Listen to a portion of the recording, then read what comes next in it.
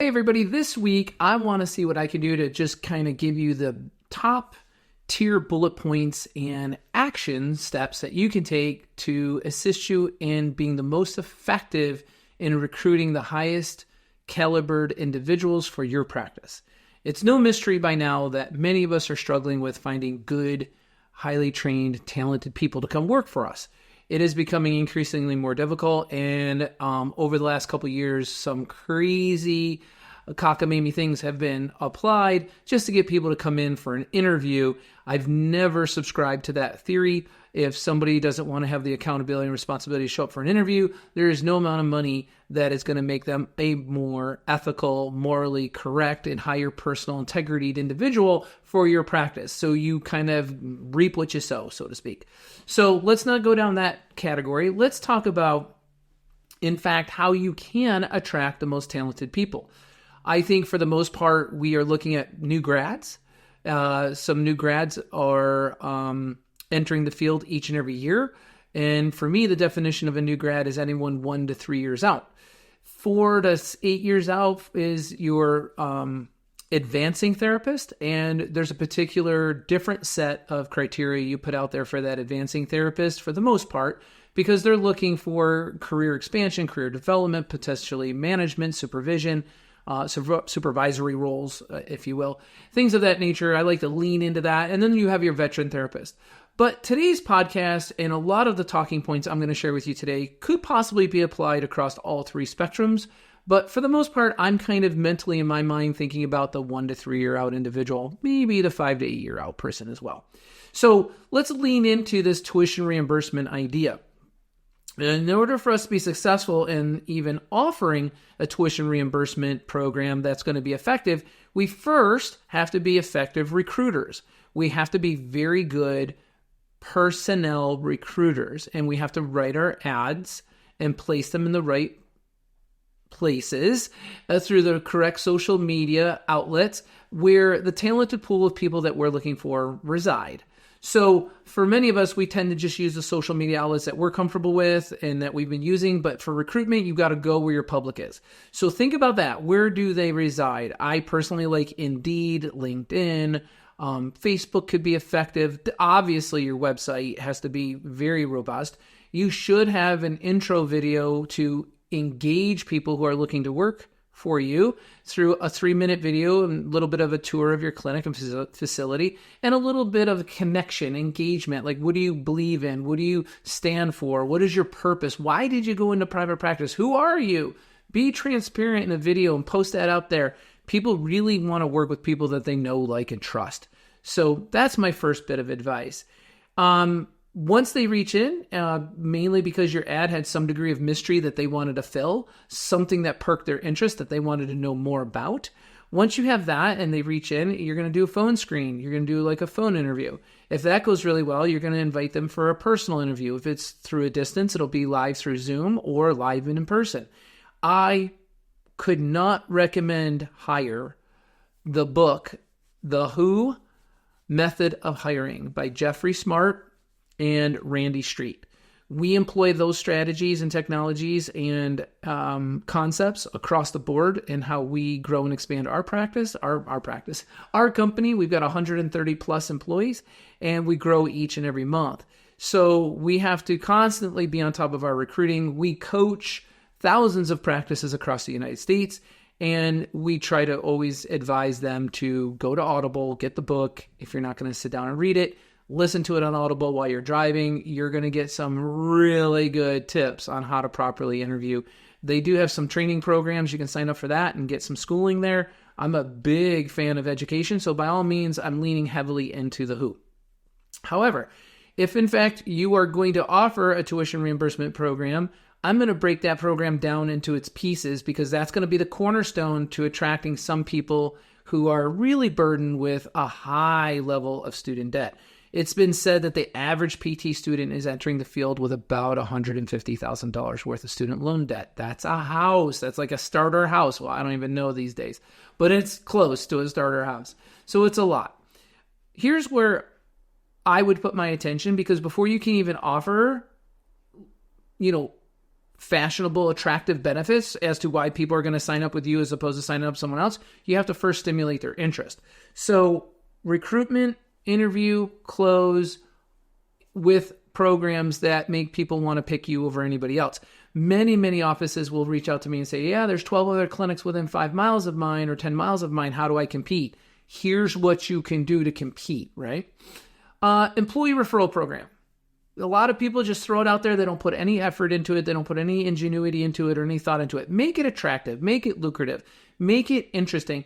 Because what happens when an employee refers somebody else from school or that they worked with at some other place of employment? That employee knows the business. They know your company culture. They have a positive experience. Look, there's a reason why over 80% of sales on Amazon only happen after people read the reviews. They read the reviews because it's other people just like them that are saying things that they're either going to support or get behind or not get behind, because it's validation. It's validation that I'm making the right decision to buy this set of bungee cords or to buy, this set of ratchets. You can see I've been like shopping for things for a lot of tying things down lately on my Amazon account. But whatever it is you're searching for, people seek validation. They seek recommendations. They seek other people's experiences, their strength in numbers, so to speak. So make sure you have a referral program that really benefits both parties, not just the people who are referring a friend or coworker, but also to the person who comes in through the referral program. Make it attractive to both parties, because statistically speaking, that employee is going to be quicker to insert themselves into the company culture because they align with somebody else who's already there. So that's really what it's all about. I think too many people don't give it enough credit, and they don't really invest enough time, energy, and effort into creating the ideal referral program with their staff and employees. Social media recruitment. As an employer, you have to be involved in social media. You have to engage people. You have to create interest. You have to build your brand. Definitely share in your social media sites that you're going through in recruiting on.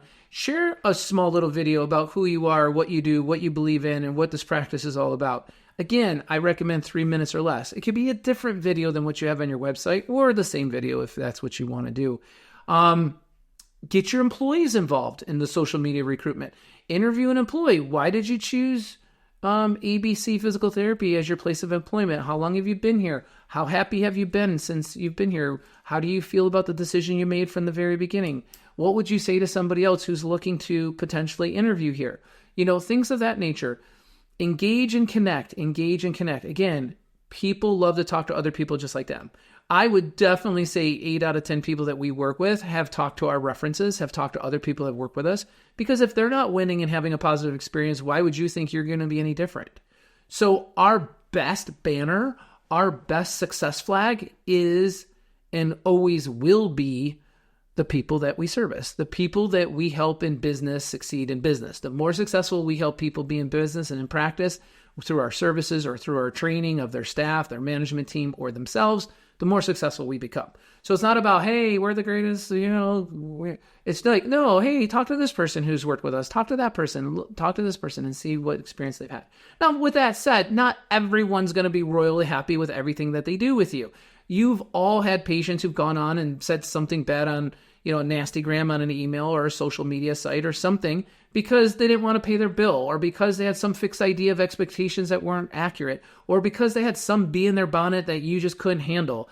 Look, I find most of the time those people, if in fact they were interested in communicating their grievance, if they were willing to collaborate and coordinate and cooperate, every single problem could have been resolved. 99% in my mind of physical therapists are the most easygoing, happy, willing to make go right type of people. Such is the same for my business. But every now and again, you will have somebody who has something that they're just trying to, whatever. And you got to do your best. You got to do your absolute best to help everybody succeed and not make others wrong and not make justifications. Obviously, if you're in business, such as what we train and teach our practice owners such as yourself, is whenever there is an upset, always look at yourself before you look at others. Always look at yourself before you point the finger elsewhere. So we always try to do that and succeed in that. But you will from time to time have people that no matter in spite of all of your efforts, you just can't put a smile on their face. Don't waste time there. Once that's the case, and in spite of all your efforts, there's no making it go right, then just separate and let people move on. And if they nasty gram you, just ignore it and move on. There's nothing you can do about that. You can do your best beforehand, but once it's happened, it's happened. But why am I going into all that? Because you want to shower your social media sites and your websites and everybody who looks in your direction with positive news, positive outcomes. People who've engaged you, patients who've had positive experiences, have their, testimonials published when you have it legally and you possibly can. Have testimonials known, have success stories out there, have a wall of fame in your practice. When people walk back to go to the gym, they can see the before and after shots and a little journal on a one page of what people had to say about their outcomes by working in your clinic. This stuff gives validation, gives credibility, builds credibility. There's a big reason why if you go to a restaurant and they won a dining award, they're going to post it right there in the first 5 feet when you walk in the restaurant door, because it makes you feel good about the choice that you just made to go eat there. So you need to do the same thing. But I wanted to give you the pros and cons, because you're not going to have a cherry on top and a smile on every single person's face in spite of all of your efforts and the best things you can do. Let's hope you can. But my experience has been you got to do the best you can with everything that comes your way. And then move on, right? Just move on. Like, no justifications, but don't let yourself get dragged in the mud. That's all. So flex hours, make sure that you have prorated packages. I see people trying to offer, we got full-time, we got part-time, and we pay per visit. I'm not a fan of paying hourly. I think hourly is a huge mistake. You're going to be paying for documentation time and clinical inefficiencies. Try to avoid paying clinical staff hourly. Administrative staff, you can pay hourly. I am not so concerned about that. But your clinical staff, absolutely not. It's per visit, salaried, prorated salary. Pay for performance models, absolutely hands down the best. You should learn about that. You could always reach into JENN at Meg Business. We'll connect you with Laura at Meg Academy. She'll walk you through it. You can learn exactly how our pay for performance model works. People can make as much money as they want. 6 figures a year, no problem. It's all based on what you're able to perform. And it's not about running faster and faster on the treadmill, more and more patients. It's about fulfilling your journey as a physical therapist, clinical efficiency, productivity, and quality of care. So give them opportunities of a prorated package. You get prorated time off, prorated health benefits, prorated pay. If you want to work 28, 29, 30 hours a week, 27, whatever it may be, we can simply divide that out and give you the same full-time package prorated to the amount of time that you are in the schedule. So that's a very nice thing. People like that flexibility. In addition, you should, in my mind, not only have that tuition reimbursement program, but highlight to people through educational methods in your orientation and post-training process, or maybe even during your recruitment process. Like, hey, are you aware that there's a couple other programs that you could get some compensation for the college tuition and the money you just spent on college? There's something called the Lifetime Learning Credit. It's about a $2,000 a year if you're eligible, if your educational degree is accredited and eligible, which I think it probably would be. They may get a $2,000 a year credit for that. Now, I'm not 100% sure on that program if you got to obtain that while you're going through PT school or if you can get it after. I'm not 100% sure on that. You should look into that. But it's called the Lifetime Learning Credit. It's an IRS tax credit. Another one is called the American Opportunity Tax Credit. It's a $2,500 tax credit per student. Again, I'm not sure if you got to file for it while you're in PT school or if you can get it while you're out of PT school, but I did come across these in my studies and my research on how to be most innovative and most beneficial to people who have just really high student loan bills and really high educational outlays, right? The amount of money that it costs to go through school today. So let's look at every opportunity that we can help offset our employees who are coming to work with us. Okay, with that said, let's dive into the gem of this week's episode, which is the tuition reimbursement program. As many of you know, the U.S. government is allowing employers to contribute to people's student loans to the tune of $5,250. Now, this number may have changed, but as of the time I'm shooting this, I don't believe it has. I believe it's $5,250. A lot of people will have a $5,000 tuition program because they don't want to go over the $5,250, giving it to the employee to pay their, going through the proper channels, not giving it to the employee. But there's a proper way, proper channels, proper setup for you to contribute tax-free that money to offset the student loan payments for that individual. And in doing so, if in fact you pay anything over that allowed amount, that will become taxable income to the employee, to the student or post-student, if you will. So be careful with that. That's why a lot of people just do a $5,000 program so they have a little bit of a buffer in case there's a mistake, so the person doesn't get hit with a tax burden. Here's some common things you should know about programs like that. Most physical therapy practice owners employ one or all of these common eligibility standards. So I'm just going to hit these bullet points for you because I think if you're looking to switch jobs in the near future, or if you're an employer looking to attract better talented people to come work with you, these are some of the things you should know about. Usually, most people will have a 6-month requirement. Come on in, get your post onboarding, get your company orientation training, groove into the team, get engaged, show your commitment to our group. And at your 6-month anniversary, we'll go ahead and kick in our tuition reimbursement program for you and start offsetting some of your monthly payments. Some employers will also put in as part of their program that you have to work a minimum number of hours. Maybe you have to be prorated at above 25 hours a week or 24 hours a week or whatever that may be. I don't know that many people that are paying $5,000 a year for their therapist to come work for them to offset their tuition reimbursement if they're working less than 20 hours a week for them. I'm not sure that's enough of an exchange in abundance.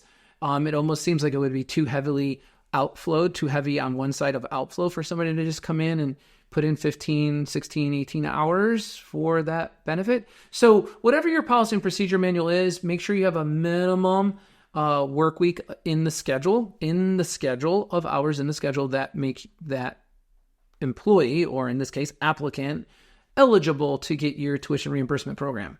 Again, that's at your discretion as the employer and how to do that. Only approved programs, accredited schools, are typically part of the eligibility standard. That goes without saying.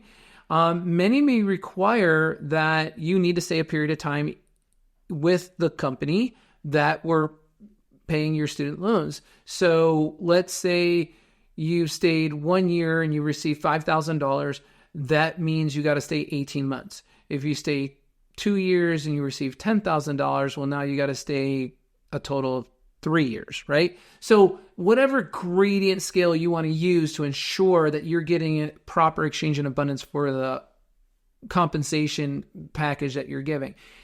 In my mind, that's not a stretch, because let's say I'm working for ABC Therapy and I say, hey, I want to get my manual therapy certification. It's going to cost, $3,600 in 6 months time or whatever, 9 months training.